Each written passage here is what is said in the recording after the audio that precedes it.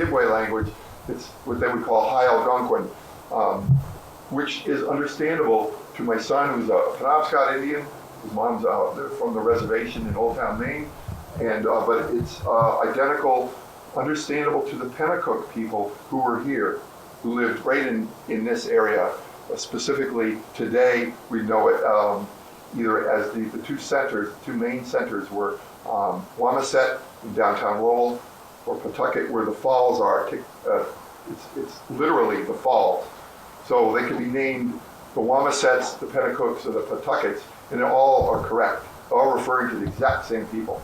But the other center, of course, was at Concord, where the village of Pennacook was. It was a palisaded, protected village up on the bluffs above, across the river from the Capitol building. You could see it up on the parking lot of the Fish and Game Department. They believe that's where this palisaded castle, they call it, was. And it was built. Why do you need a palisaded wall? Why does anybody need a fort? To keep somebody out. You need protection from somebody when you have something like that. Otherwise, you just live out in the open. You wouldn't care. But when you're palisading yourself in a fort, that's because there's Mohawks around. And during the early 17th century, increasingly, there was a series of, you want to call them the Beaver Wars, where the Mohawks were the Iroquois people of New York State were coming into New England and hitting these guys hard, because there was a, for the Pennacook, it was once in our region, from here all the way north to Canada, to New Brunswick, the great rivers that come out of the mountains come into the sea. And each one of those, you can look at it this way, is its own Indian nation. It almost actually is the territory, and in school, we'll call that the watershed, because the watershed, including all the springs that drain into that river, that is just the most logical, simple way of saying that's our territory. You go over that mountain, the water goes the other direction, like the Continental Divide out west. One side goes into the Pacific, and this side goes into the Mississippi, and then ultimately to the Gulf. So here, the watershed was important for the river systems. And usually, the main village is about halfway, generally speaking, where they plant the corn and then leave, because it's all about food. Here, we wait for the fish to come up in the spring. This is called a Leicester, or a Leicester, and it's a salmon spear. But if you have it in your canoe, it can be used for poling too. So if you see the early drawings of canoes, you almost always see one of these Leicesters sticking out of the tip of the canoe. It's just like in there, even off season. So they still keep them. It's a cool thing. Most of them are cut to 5 feet so they can fit in a museum case, or somebody bought one as a souvenir when they're up north with a Maine guide. Like, hey chief, you want to sell me that souvenir? And so you can't bring it back on the steamship or the train when it's a 25-foot long salmon spear. So this barely fits on my roof without really getting in the way, but they were longer. And you sit up on the rock and you wait for the salmon to come up, or other migratory fish that come off the ocean. What is that word? Andronogamous? They come annually off the ocean to spawn upstream. Some fish species go to the muddy ponds, some will go to clear brooks, streams, and others will go to lakes. And wherever they spawn, so different species does different things. But you have to be on that rock that season. That's the whole, and then once two weeks later, it's over. Then you got to move on to what's used to be Purity Supreme in downtown. What do you guys got now? Hannaford, or Shaw's, or Demoulas? Stop and Shop. Well, if Stop and Shop closes, we're in trouble. So you got to go. Now we got to go to Lowell or to Nashua on Sunday. It used to be the Blue Lodge. You want beer, you got to go up to Nashua. Everybody knew that, right? Well, don't you guys worry about that, because you don't need to know. I don't personally drink alcohol myself. Haven't since I could tell you that story, and I could tell you where it happened. Robbins Hill was standing up there drinking beer on my buddy's car. He's not even from here, but we were up there, and I saw this black thing swoop his head, and he had no idea. He was just talking, and I'm looking at him going, you did not even see that. I was just beginning to have my eyes opened in the Indian world. I was hitting the powwow circuit really hard. I was dancing, singing, whatever I was, and I was just still hanging out with this guy. And he had no idea that this black, I think it was an owl, but like inches from his head, he had no idea. And I'm like, that's it. I never want to be, I can't do this anymore. I can't do it. That was like the moment. Robbins Hill.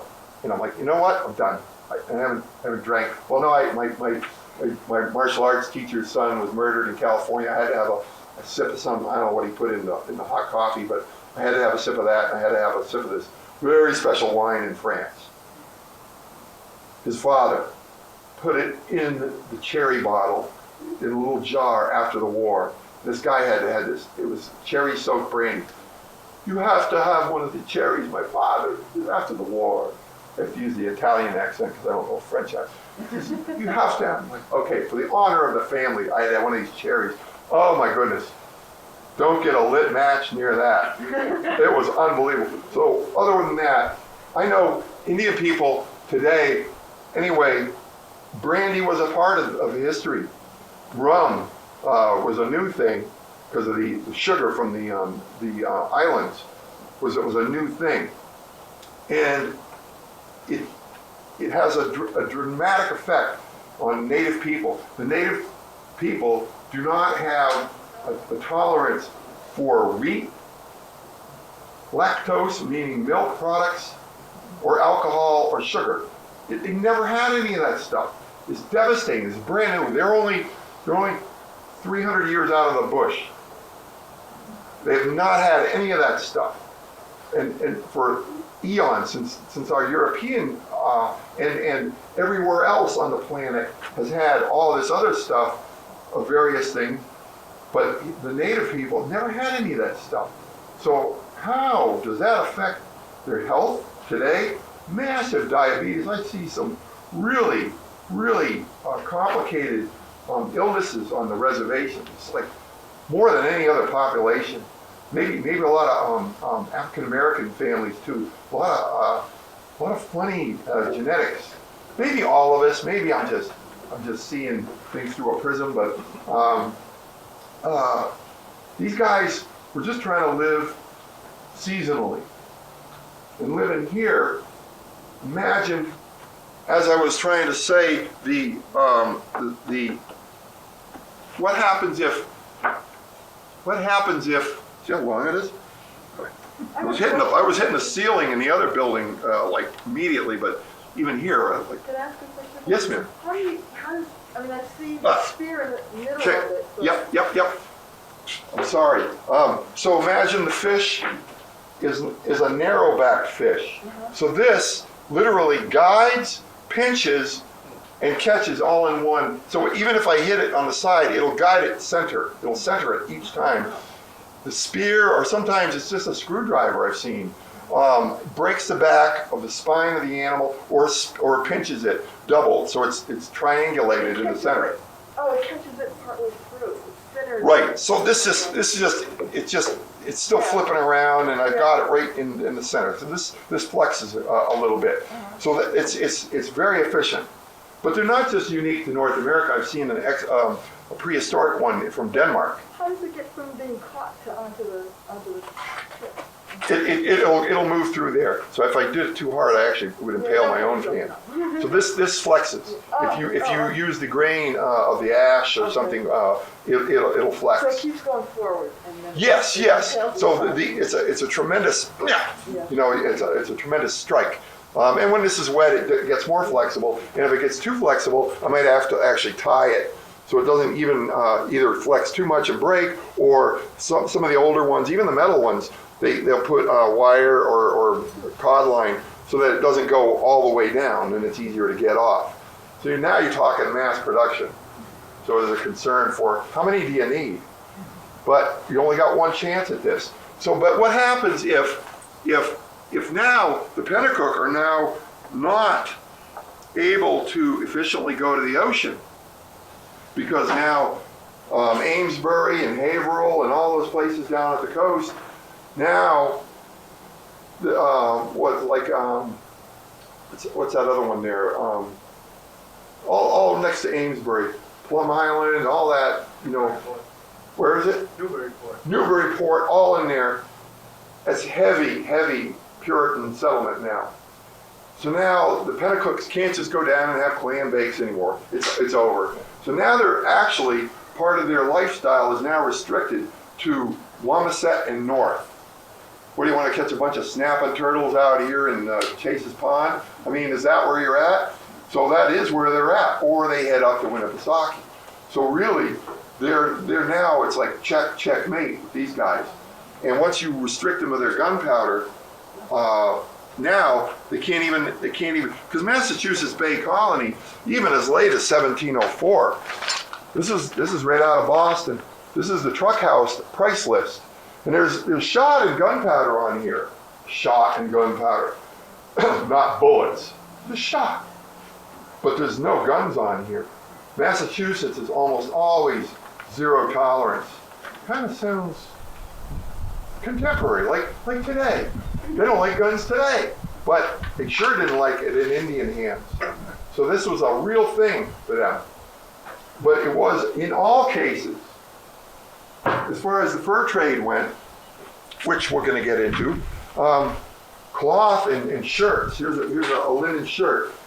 Blankets, cloth for the women's skirts and dresses, lightweight shawl blankets, and leggings for both sexes, men and women. Blue and red. Blue and red is the type of wool.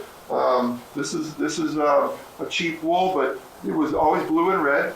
And what would happen is cloth is over 50% in all cases of political gifts as well as the fur trade. So any product that I bring in our beaver pelts or moose skins or other animals, we're going to get we're going to trade for this hardware. And there's only a certain amount of stuff. I don't want to live in that house. A lot of Indians would visit and they just sleep outside. They couldn't stand living with these people. Even captive Englishmen, English people, women too, coming back from being prisonered in the Indian nations after a raid on one of the towns, right? Sometimes the women would marry the men. They're Indian men. Some very famous, there was some very famous accounts of these women. They never wanted to go back. Or they married a Frenchman up in Canada and became French Canadians. They became Catholic. That just freaked out the Puritans here. Nothing could be worse. Nothing. In fact, two of them, as they're being carted away in another canoe, the mother's last words were, "Johnny, don't become an Indian." That's not what she said. She said, "Johnny, don't become Catholic." Twice that happened. I got two accounts, Mary Rollinson and John Giles. That was the last thing they ever heard their mother say to them, "Don't become a Catholic." And that's where these guys are at. And I'm not saying one thing or another about any of the parties. I'm just saying the way they believe. And they firmly believed it. And they say, Cotton Mather in Boston would look up at the sky and there was like a cloud formation that looked like a bow and an arrow. And all of Boston swore that was a portent for an Indian war. They said this was an omen. And anytime there was a catastrophe, whether it was an Indian raid, a fire, a drought, or anything, they always said it was because the people in Boston were immoral and not going to the Sabbath, respecting them. I mean, that's how they believed. That's how the Indian people believed. That's how the French believed. They believed in that stuff. This was the real world that they all lived in. It was a spiritual world. I don't care. I'm not in a public school. We can talk about this. Just can't talk about this in public school apparently. But I'm telling you, this is how they lived and breathed and lived and died by those beliefs. And the other side, you couldn't mend those bridges sometimes. Sometimes you could. And I find that the most beautiful part of our history is that the people as we were saying earlier, imagine all these towns around here got burned to the ground. Chelmsford didn't. Chelmsford had this love-hate relationship with the Wamisit Indians in the Pentecost over there in Lowell, Old Lansing, and his people. And they were the only Indian friends that the English had, to be honest with you. When King Philip's War erupted in the 1670s, all around New England, it was the most devastating war by percentage. Like, what was it, 90-something% of all towns in Massachusetts were attacked. Like, and there's so many of them were wiped out. It's unheard of. And by population, the amount of deaths beats the Civil War, hands down. The amount of casualties. So this was a really devastating time.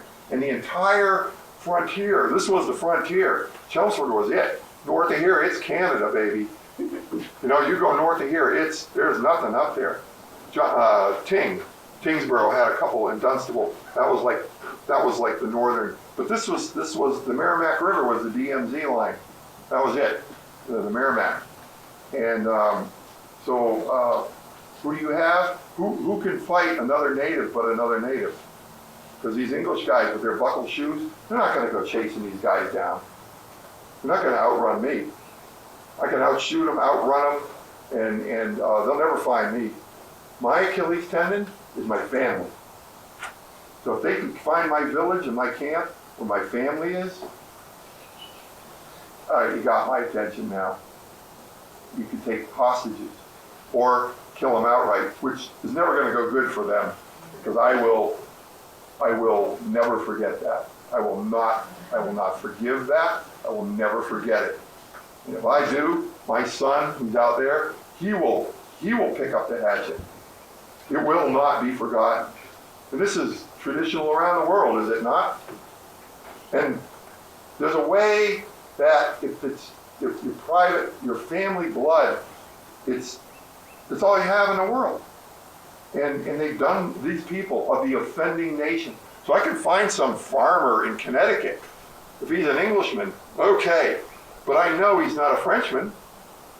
So a Frenchman I'm not going to touch. I know he's French. But I don't care if he's from North Carolina or Virginia. He's toast. He's coming home. I actually want a prisoner. That's what I want. Because our women would adopt these guys. I would actually give the women the option. Do you want this guy? 2 stout warriors holding him. There's a long line of village people. We all got sticks and clubs, and he's going to run the gauntlet. And these 2 stout men bring this person, and they're like, okay, you know what to do. Run! Run, Forrest, run! It's like what was that Forrest Gump movie? Okay, run, Forrest! So this person tries to run, and everybody's going to take out some passive aggression, sometimes a little bit more than passive. But by the 7 Years' War, the Abenakis under the Jesuit up at St. Francis, they were just a slap. So things are changing, but they symbolically still had to do it. They were still obliged to take out the social aggression on this prisoner. Just with a slap at that point. But here, if that guy falls, I'm going to keep pounding him until he gets up. Maybe he never gets up. And okay, that's the will of the Great Spirit. He doesn't get up. But if he makes it bloody and whatever, he gets to the end, we pick him up. They either smear him with black paint and he gets led over to the pole where he's going to be burned and tortured because he's the enemy of our family. And guess what? It's our family. So where's Deer Clan? It's our prerogative. We're the Deer Clan police. You're the Deer Clan mothers and the grandmothers and the clan mothers. You give us the authority to do this. There is nobody else. The Bear Clan doesn't care. It's not their business, actually. Unless we come to them with wampum belts and plead with them kind of as fellow tribes people. But really, it's a family affair. So this is our clan business. So we're never sure, when you're reading history accounts, what's really going on. This Indian party shows up in Andover and kills Pasco Chubb at the end of the King William's War. Why did that happen? He was a commander up at Pemaquid, up at the fort that that the French took with a French fleet and a bunch of natives, but that guy was a rat-fink, murderous jerk. And he had murdered some chiefs under a flag of truce. Well, guess what? The very last action of King William's War, they came down in the winter and went right to his house in Andover and killed him. The very first action was another commander at Pemaquid, was Waldron in Dover. The very first action of the war was, well, actually half of them took out Pemaquid, the fort, and the other half went right to Dover and killed Waldron. Because he had done this same thing that Chubb had done at Pemaquid again. But anyway, it just shows the family never forgot. But they also say they never forgave an insult. They never forgot a good favor. So in Andover, on that same raid, they knew another guy who had been friendly to them. And I want to say his name was Buttonwood or something like that. But he was well known to these Indian people, this war party. And just like the angel of death, they did stop and say, listen, we got to ransack your house a little bit there, Earl, whatever his Bob, whatever his name is. But we're not going to kill you. Don't worry. Not going to harm your family. You're okay. But Pasco Chubb, now they used to beat him up in high school, in junior high, with a name like Pasco Chubb. I'm sure everybody just beat him up because he had a name like that. But anyway, he was known on the frontier. He was a marked man by those Indian families. And they just knew. They just knew everybody knew where everybody lived. This was a small world here. This was a very intimate world. So Wanalancet, they knew Robbins and Adams, all these families, Parkhurst, they all knew each other because they would trade during peacetime. But during the wars, it kind of got weird because now you're obligated to, the Indians are obligated to turn in their guns to prove their friendliness to the English settlers. And they're like, well, how are we going to hunt there, smart guy? We need to hunt. Well, you got some fish hooks.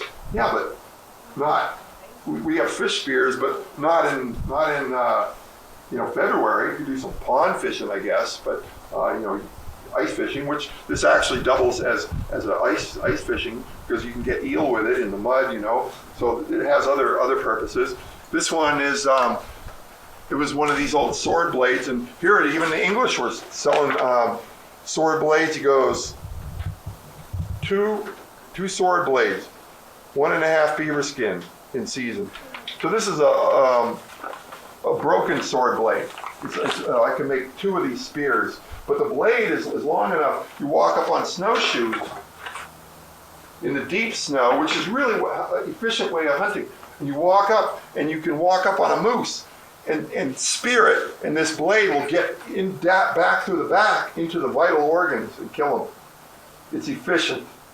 Totally illegal. We do not recommend this by the Fish and Game Department of the state of Massachusetts, Commonwealth of Massachusetts. It's illegal. We don't spear animals. However, at this time, it was very efficient. You don't have to use a bullet. You don't have to use an arrow. So this was what this was, and I believe from the Hannah Dustin story over there in the Haverhill Historical Society, I made a copy of it. Here's a shorter version. She called it, when she escaped from the Petticooks that captured her, all that's left is the blade with a tang, and they call it a knife. So I made a copy of it, and it's not an even thing, but it looked to me, as a blacksmith, it looked to me like it was possibly a cut down sword or hammered out of an old file. I don't know which, but I just made a copy of it because it serves as a lance. My sister, when we were doing the bear hunt, I had just shot the bear and it ran off in the darkness. Yeah, I shot it at night because it was on my sister's farm. Illegal to shoot at night, but I did. And I shot it with double ball from a musket. And anyway, the next morning we tracked it and I found the blood. And so I ran where I thought he went down to water, down the hill into the swamps, and she went up the hill. But she had I shot it, I saw it, I found it, I shot it again, he died, and I ran home, and I'm like, I don't know what to do, because the thing is almost 300 pounds. And so I called her, she's got a cell phone, so I called her on the cell phone. I go, Kate, where are you? She goes, I'm right here. I poked it, she had the spear with her. She had a spear and a cell phone. And she's looking at a potentially angry, half-dead bear with terror in its eyes. She goes, no, it's dead, I poked it. Like okay, great. That actually is part of that. Anyway, but what I'm saying is these objects, there's no accident here. This one detaches for ice fishing. So you spear, it's some of them will call it a sturgeon spear, but the point detaches, theoretically. Yeah. Okay, I jammed it in there from traveling, so it would, yeah, okay. And then you, through an ice hole, and then you pull the animal back in. And then here, you come up later, and you can see there's one on this board, whereas one side shows native traditional technology, bone, stone, and antler, and like that, and native copper, whereas this side shows the imported European metal, and so on. Where you can see the dart head here is actually made out of deer or moose leg bone, where the other side is iron. What a great, but the technology is 100% identical. It's just, and now it's got made by the imported durable metal. So it changes your life, because if the bone one breaks, what are you going to do? You're out there ice fishing. Where are you going to, it's going to take me at least a day, if not 2 days, to make one of the silly things. They're fragile. It's just bone. But this iron, So the French were making these apparently, because they find them all over the coast and up into the Great Lakes in New York State. So we know it's a northern thing. It's more likely French. Maybe some English blacksmiths made them too, but generally we don't think so. And then finally, this is a beaver spear, which is a great segue into the fur trade. So this beaver spear, it's just a staple on the end of this. I put it in the groove and then lash it. And if I need to travel, I can unlash it and so on, cut another stick anywhere. But these dart heads, or for the smaller ones would be for muskrat. They just break the beaver huts open, or the muskrat, with an axe on the ice, no bullet, no arrow, and just spear them. Because ultimately I want the fur. So fur, in the mini ice age of the 17th century, the European nobility are wearing fur hats, fur muffs, fur collars, fur this, fur that. So, because they had terrible chimney systems. It wasn't until 1717 they figured out how to do a flue. I mean, it's really on that level. They were just burning a very finite resource of hardwood. Think about how much hardwood. The peasants don't have hardwood. If you were a peasant in the Black Forest, you might pay a fee, and go out there and pick up little sticks. Back the day when we shot the bear and I ran down the woods, I come running out onto the rails to trails, and I look, and there's this little old couple with this cart on the bike path, just like over here, and they're going down picking up sticks for their wood stove. And I just come up blundering out of the woods loaded for bear, as they say, and I put the gun down, and I casually just kind of walked out to them and asked them, have you seen anything unusual? I didn't want to scare them, and I'm looking around for this bear. I know he's close, and sure enough, he was never more than 150 feet from them. They didn't know it. I didn't really know. But once they took off, and there he was. I just stepped into the woods. There he was. But so the peasants are needing to get firewood. It's critical. So fur is important, but only for the nobility.